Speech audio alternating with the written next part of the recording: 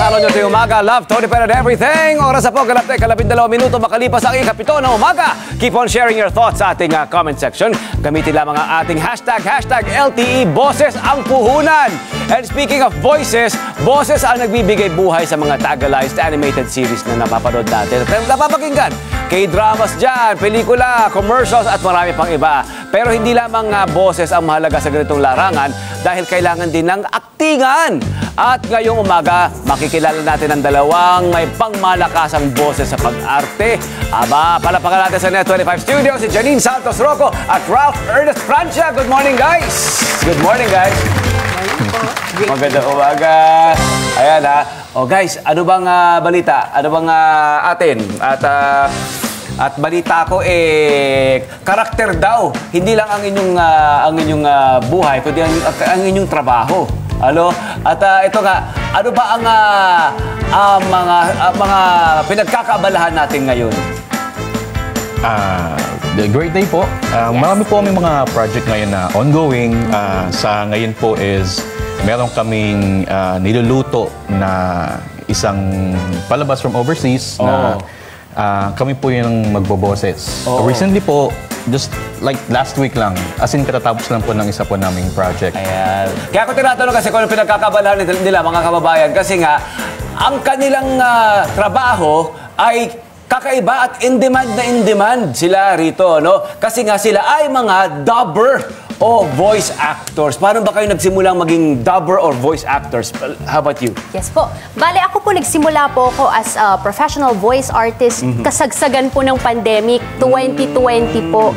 Yes. Okay. So, bale, when I started out, dati po akong nurse and during that time, nung pandemic, I decided na I wanted to tap into my dream of being in the arts. Kaya naglakas loob po ako na umalis sa nursing. Pero dahil nga po tumapat na pandemic, syempre nakakalungkot po, wala pong mga events, wala pong mapag-auditionan. And during that time, biglang naging mainstream somehow sa social media ang mga behind the scenes for voice artistry. Pero itong ginagawa natatawa sila kasi nakaka-relate sila Yes. Diba? Yan ang grind nila, no? Pero ano ang masasabi mong project na masasabi mong na-penetrate mo, masasabi mo, ito na yun? Naalala mo? I think ang masasabi kong iconic na naaalala mostly ng mga tao would be yung line dun sa isang shampoo brand. Okay. Naririnig to sa mga bus, Simply G, simpleng ganda. Simply G, simpleng ganda. Alam niya kung sino siya yun. Diba? Yes. Ito namang ating kaibigan si Ralph, ay graduate ng communication arts. No? At talaga ba nakita mo na ito na talagang tatahakin mong karera? Kasi yung kurso mo, may kinalaman dito sa trabaho mo. Trabaho natin, ano? At paano mo ito na-discover na itong talento mo? Hindi po kayo nakadiscover. Ang nakadiscover po is yung mga professors ko, mga ano po. Okay. Nila, pwede ka. You have the talent. You can do this, you can do that. Hindi ka nahihiya sa stage. Hindi mo na-realize? Hindi po. Ang akala ko na talaga ng bata ko is mahihiyain ako. Tapos, from time to time, nagiging makapalas mo. Tapos normal lang na maganda yung boses mo. Yun lang, normal lang sa'yo, di ba? Hindi mo na-realize. Ang akala ko talaga is normal lang siya. And then marinig ko sabi nila, you sound modulated. Peke ba yung boses mo? What's your real voice ba? Pero yan totoo ang iyong boses. At saan mo nagamit at napagkakitaan itong boses mo, Ralph? Usually po sa mga AVP ng mga government bodies, DepEd, DOST. Marami yun. Sa commercials. Sa mga commercials, not that often po. Sa commercials po kasi madalas on-screen talent po ako. So, ako po yung kasama sa mga artista ng mga nasa screen. And aside from that, mga events po, nagda-live voice-over po tayo. And then, syempre, dubbing. Ano yung pinakamalaking masasabi mong break na nakuha mo? Yung nagmarka yung boses mo, yung talagang, like sa'yo, alam natin yun, di ba? I guess po yung pinaka-recent po is yung sa The Amazing Digital Circus. Okay. Meron pa pa-sample daw ng iyong ice cream commercial. Meron pa daw isa. Without mentioning the brand, Without mentioning the brand. hanggang saan aabot ang 20 pesos? Ayun! Alam natin yun. Alam natin yun. Akaliw, di ba? Okay. At ngayong araw, isang animated series ang kumbaga, ipinahihiraman mo ng boses mo. Di ba? Ng yung talento. At ito yung The Amazing Digital Circus. Ano yung mga karakter na ginagampanan mo rito? Dito po ako po'y gumaganap bilang si Kane. Siya po yung head ringmaster or pinaka-head dun sa lugar na yun. Dun po sa mga taong nakakulong sa lugar na yun, siya po yung namamahala sa kanila. Okay, kasama ka Janine dito. Yes, At balita ko, 4 na karakter ang ginagampanan mo? Yes po, 4 na boses po. Yes. 4 na characters. May acting involved din, no? yes Kasi po. talagang kailangan, ang voice acting has acting involved. I mean, the whole body is employed kapag ikaw ay umaarte. At syempre, dalawa kasi ang puhunan ng isang aktor o isang performer, di ba? Ang katawan at ang boses. So, lahat talaga, ginagamit mo, lahat ng bahagi ng katawan mo, ginagamit mo para lang maipalabas mo yung karakter. May challenge, hindi ba? Kasi on-cam, kung on-cam tayo, may dali naman yun, di ba? Kumpara naman dun sa gagawin mong wala silang nakikitang, kumbaga walang audio-video lock, di ba? So yung audio, ang doon lang kayo nakasalalay para iparamdam nyo, ipamalas sa kanila yung karakter kung sino kayo, hindi ba? May acting talaga. Definitely. Involved. Definitely po. Kasi nga po, yung voice acting is the art of becoming. Although sinasabing acting, dapat hindi siya tunog umaarte. Kailangan you become the character para maging kapani-paniwala yung naririnig ng audience natin. Halimbawa, meron kayong assignment, di ba? Kailangan bata kayo, kailangan bata. Pero meron ko yan, bata na 12 anyos, iba yung 12 anyos sa 6 years old. Di mo may ganun, Yes, di ba? Iba-ibang characterization. And then, ano ang masasabi niyong pinakamahalagang sangkap kapag kayo ay nagboboses? Kailangan po masiguro na healthy yung boses ninyo unang-una. alagaan. Kasi lalo na pag mahaba yung time ng recording, mahabang movie siya, and then kayo yung lead, tapos yung boses na kailangan yung ilabas, mataas yung boses. Pelikula pa. Yes, opo. So the same energy that you give sa unang sabak ninyo, kailangan hanggang sa dulo, ganun na ganun po yun. At paano, pag sinasabi niyo kailangan pangalagaan, sa mga gusto maging katulad niyo, ano ba ang kailangan gawin para mapangalagaan? Ano yung mga steps na ito pag sinasabi natin dapat pangalagaan, Rob? First of all po, always be hydrated. So, kailangan lagi kumainin na tubig. Lalo na kapag nasa recording, kailangan may dala kang bottle of water at least. Yan ang... And lahat po ng mga vices na pwedeng maka-affect sa throat, smoking, or kahit pag-vape po, bawal yan. Huwag naman, oo. Pagdating sa mga inumin, bawal ang malamig. Bawal ang malamig, bawal ang matamis. Bawal ang mga fizzy drinks, bawal ang soft drinks. Tsaka yung natitake for granted po mostly yung sleep. Kailangan po ng mahabang tulog. yan Kung ang kaya niyo po yung 8 salat ako. hours. Yun. Oo. Pero kasi naapektuhan hindi lang yung boses, pati yung buong katawan, hindi ba? Yes, correct po. Prone tayo sa pamamaos, prone tayo sa laceration ng ating voice box, yung ating throat. Siyempre, yung ibang yan ang puhunan di ba? Correct, Puhunan opo. nyo, di ba? Yes po. Puhunan nating narito sa industriyang ito, broadcasting, kailangan rin yan. Alagaan, di ba? Ngayon, sa mga nag-uumpisa pa lamang, umpisa natin yung, bago natin bigyan sila ng payo kung paano nga ba maging isang epektibong dubber or voice actor, di ba? Ano ba yung mga steps na masasabi nyong pwede nyo impart sa kanila na tinahak nyo muna bago kayo naging isang successful na dubber? May pagkakaiba po yun, hindi po ba yung kung paano makapenetrate? Ayan, di ba? Yes, yung mga ganun opo. mga tanong nila Opo. Kailangan masiguro nyo muna na gusto nyo talaga yung craft. Oo. That you're really in love with this kind of art. Kasi kung ang motivation natin is to earn money, baka ma-frustrate tayo kasi napakadami pong mga auditions na kailangang pagdaanan. Kailangan din po, bukod sa motivated po kayo, para maganda po kapag makapag-workshop kayo. Importante po yung merong magme-mentor sa inyo. Parang katulad po namin, nag-workshop po kami, same workshop po, Certified Voice Artist Program. Para rin po mag-guide po kayo.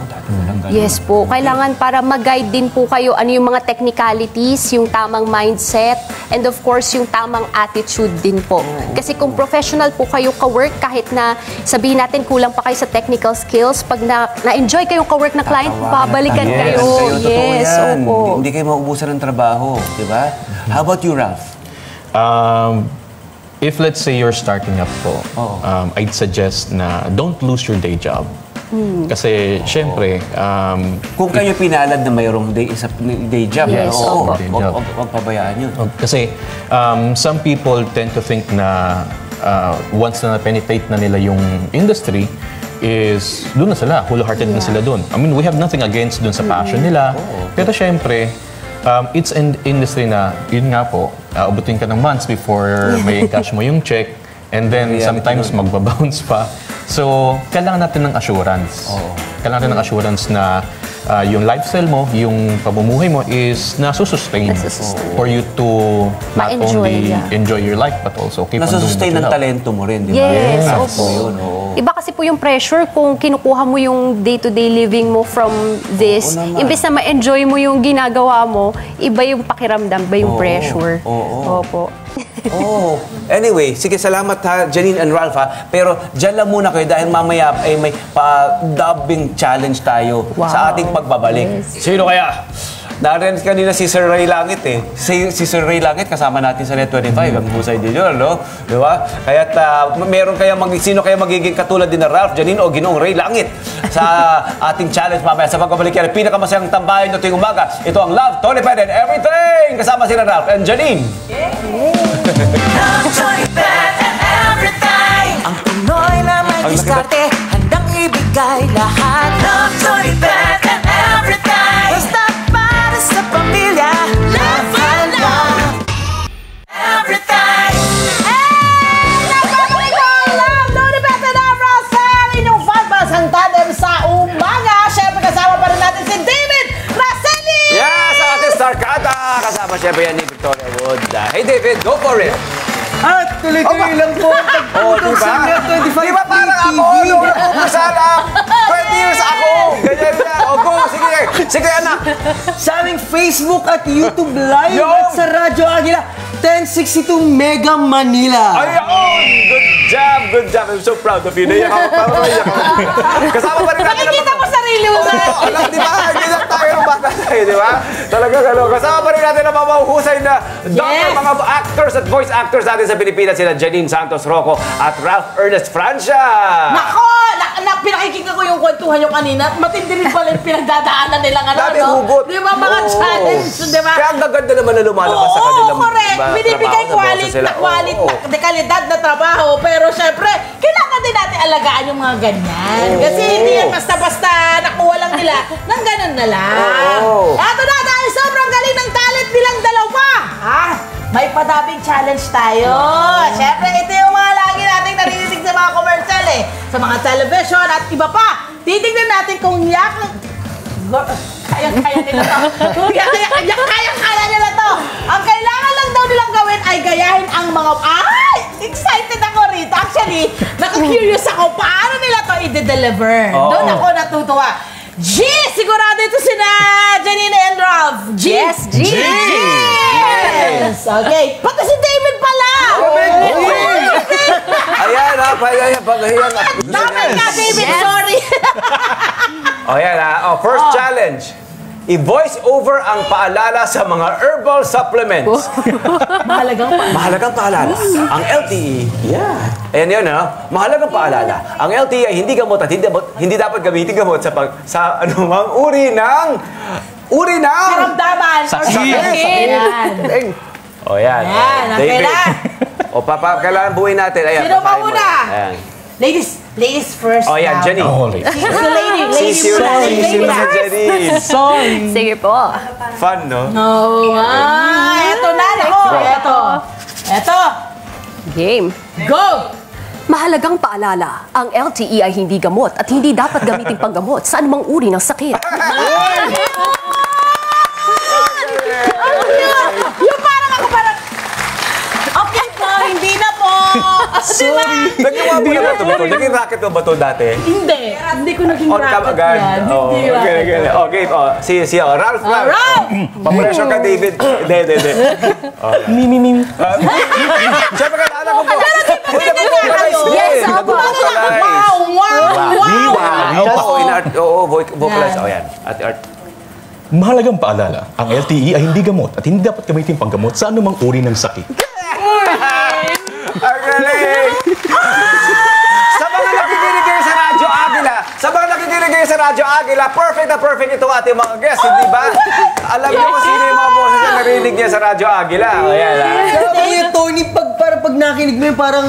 Narinig mo. Oo, parang... Teka, Sino parang yun? papakinggan ko yun, ah. Ay, sure, di ba? Si Brigitte, ang ganda. O yan. David! Yes, po. Alam mo, nakakalimutan? Kasal ka! Teka, parang gusto ko din mag-stretching, ah. Vocalize. Kaya mo Okay, yan! sige. Subukan natin yan. Yes! Mahalagang paalala, ang LTE ay hindi gamot at hindi dapat gamiting panggamot sa anumang uri ng sakit. Aba! Cute ha! Pwede! Pwede. Ayan. O, galing! O, David. Ito na! Ikalawang hamon! O, David. Sige, subukan ulit natin yan. Basahin mo. Oh, ang ikalawang hamon, David, ayan oh! Ang susunod na programa ay rated PG. Patnubay at gabay ng mga magulang ay kailangan sa mga batang manonood. Ayun. Yan ang challenge. Yan ang challenge guys, ha? natin. At ginawa na ni David. Sige, sunod-sunod At siya. mukhang susunod yung mga magulang kasi talagang tunog nanineryoso eh. Parang At parang ka. nagbababala. Nauna niya, oo nga eh. Parang nagbababala. Oo nga eh. Yes. Diba? Wag na wag nyong anuhin to. Okay, susunod! Miss Jeannie, go for it. Yes. Ang susunod Janine, na sorry. programa. Ang susunod na programa ay rated PG. Patnubay at gabay ng magulang ay kailangan sa mga batang manonood. Sabihin mo nga, sabihin mo nga, Jenny, ito ang Net 25. Ito ang Net 25.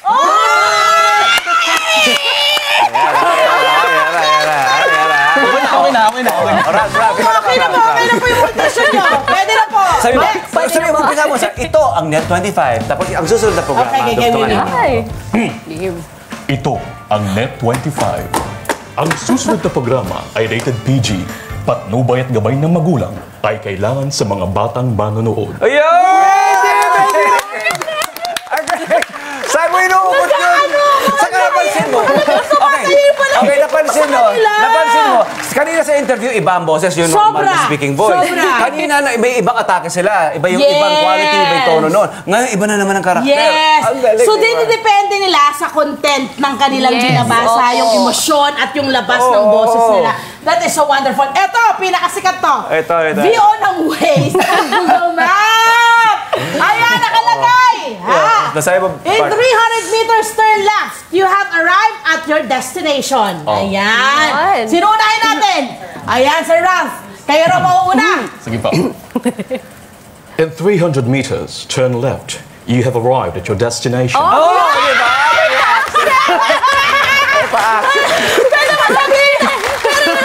Sabihin mo ngayon, good night, have a wonderful sleep. Good night. Have a wonderful sleep.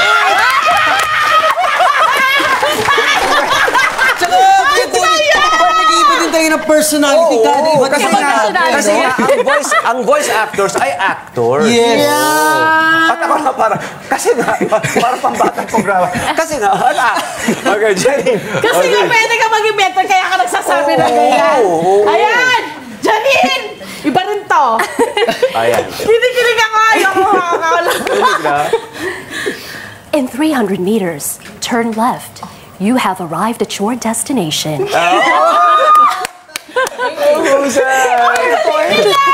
Husay, di ba? Oh, David. Sige, subukan natin. Kombinasyon ng dalawa. Okay. Nakakatakot ako kasi sundan mga to. Sabi ni David, ano ba namang klaseng investing? Parang yung sasabihin ko, in 300 meters. Starcade. Traffic na. Rolling Starcade ang promote ko eh. Ang daming challenge. Okay, go. Okay, subukan natin. No, gawin mong character mo.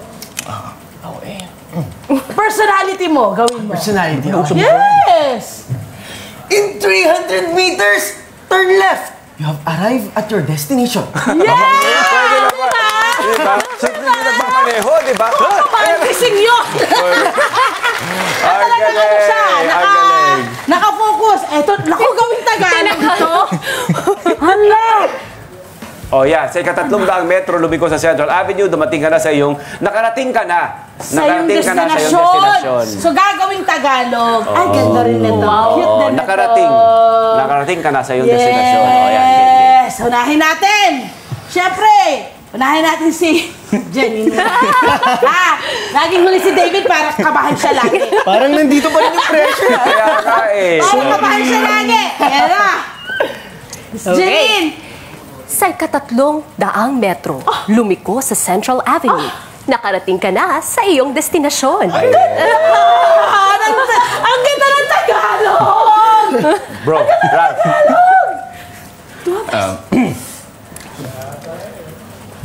Sa ika-3 daang metro, lumiko sa Central Avenue. Nakarating ka na sa iyong destinasyon. Ang ganda ng boses. Iba-iba. Mas batal. Oh, David. Parang double pressure yun Parehas maganda. Oh, si David naman. David, your turn! Sa ika-3 daang metro, lumiko sa Central Avenue. Nakarating ka na sa iyong destinasyon. Yun! Very good. Really nice. Sipet. Wag na. Kailangan Wag na. Hindi ko na kaya. Wag na. Ayoko! Sa ika-3 daang metro, lumiko. Hindi na eh. Gusto ko yun. Oh, di ko na Gusto ko kaya. yung lumiko. Bakit? Diba? Kasi ganito, pag walang tulog, yung gagayahin ko. Pero alam nyo ba, meron ko trivia, alam nyo ba na ako ang original na boses ni Ilong Ranger? Wow! Kaya lang, hindi ko na kaya. Sampol! Hindi, inaral, yung unang ginagawa namin, inaral kasi may characterization. So, Correct. siguro ilong siya. So, dapat siguro nasal yung placement niya. Oo, hindi ko lang siya natuloy. Siguro nakailang commercials yun. Hindi ko na, yun na, sinasabi ko. Kasi pinababalik ka mag-revise, isang word lang. Nag-ano na, nasa advertising na ako rin eh. So, talagang, ina-ask namin siya. Sampol!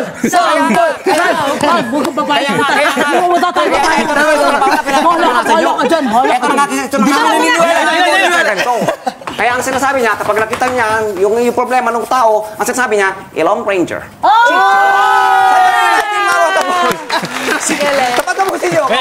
Patapusin niyo, Ilong Ranger, Chief Tipon, Investigator. Yun. Karakter, ano? Meron siya na ilan, naka-anim. Tapos iba na, nag-iba na. Alam, eto pa trivia, hulaan niyo kung sino yung pumalit sa akin. Sino? Ngayon, si Dennis Padilla. Si Dennis Padilla ang nag-Ilong Ranger pumalit. Hello, Ilong Dennis. Ayan. Ang ibang trivia! Nabalitaan ako, Ate Love at Kuya Tony Pep. Balita ko, kumakanta daw to din si Sa Janine. boses pa na alam mong Actually, ako feeling ko lang nag-a-assume lang ako lagi, na pag magaling yung boses sa pagsasalita, maganda yung feeling ko magaling kumanta. Not all the time. Not all the time. Pero, bigay na natin sa kanya. Bigyan natin kay Jenny. Okay lang yun, Ralph. Marami ka naman racket eh. What if, Ate Love, hamunin kaya natin si Janine na kantahin ang isa sa mga kanta ni Ana, ang Frozen na Love is an Open Door. Si Ana ng Frozen. Yes. Kumanta ng Frozen. Kumakanta din po siya. Sasamahan niya daw Hindi po ako dito kasi na-inform. duet po Hindi ka yan. ready. Hindi ko na kumakanta pala. Dito kasi challenge to, di ba? Duet po. Parang yung professor mo lang. Parang yung professor mo lang. Surprise! Parang yung professor mo lang yan. Sinasabing hindi mo alam na meron kang talento. Yun. Oo, baka iniiwasan mo lang, imbis na daanan mo, umiiwas ka. Huwag kang iiwas, diretso lang. Okay. Eto na! Let's go, G! Let's go, G! Game. Ay, sarap talaga naman ang tulog. Game. Go, guys. All my life has been a series of doors in my face.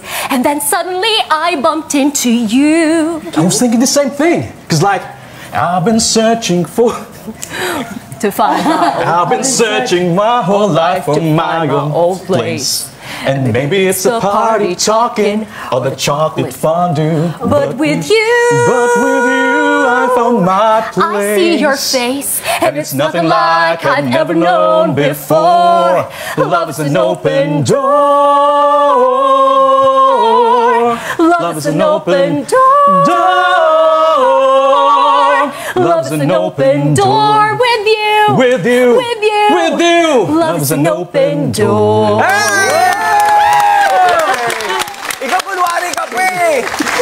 Sorry na. Kunwari ka pa eh. Sabi mo! Sasabi mo! Ang enjoy ako!